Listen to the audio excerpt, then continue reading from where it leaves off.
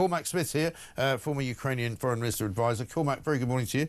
Good morning to you, Mike. That does sound a bit different, doesn't it, to what Trump said yesterday? Because I saw that your response to Trump's tweet was fairly incredulous. What's the real situation, do you think? To be honest, Mike, I don't think it is that different. I mean, I would describe Vice President Vance's statement just there in similar ways to how I described Donald Trump's statement. I think it's despicable, and I think it's separated from reality. This proposed peace settlement has absolutely nothing in it for Ukraine and no concessions for Ukraine, and it virtually has everything that Vladimir Putin would want. The issue, I think, around Crimea, people do not understand how absolutely existential Crimea is for Ukraine. Vladimir Zelensky said last year, this war began with Crimea and it will end with Crimea. But further than that, from a strategic point of view, as long as Russia holds the Crimean Peninsula, Ukraine will never be safe or secure. Such as the control that it gives over the vital Black Sea ports and its location to the rest of Crimea. It's like a dagger into Ukraine's underbelly. And I mean, Trump's point is that why was it not defended better in 2014?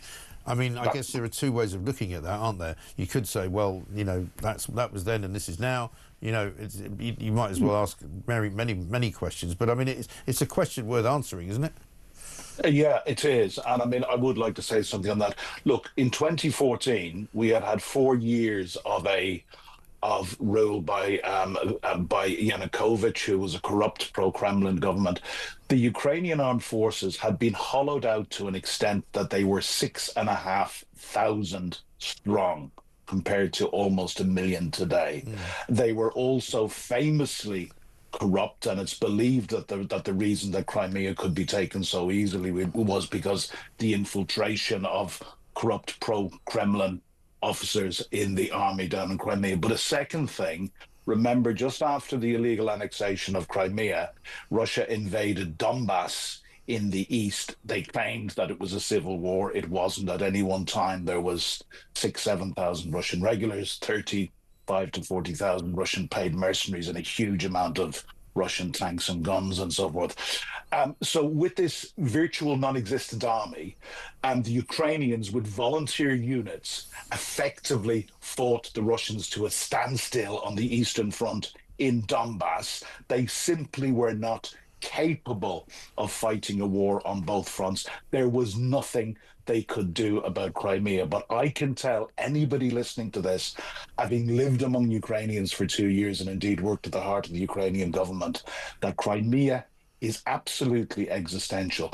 Mike, could I please read out something that I got in preparation for this morning, which puts an interesting light on this? You can, but we've literally got about a minute to go. So it's very, very quick.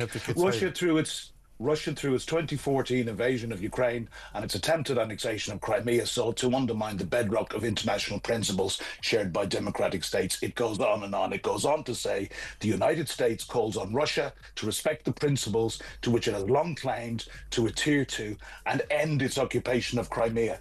That was Mike Pompeo in 2018 when he was Donald Trump's Secretary of State. Right.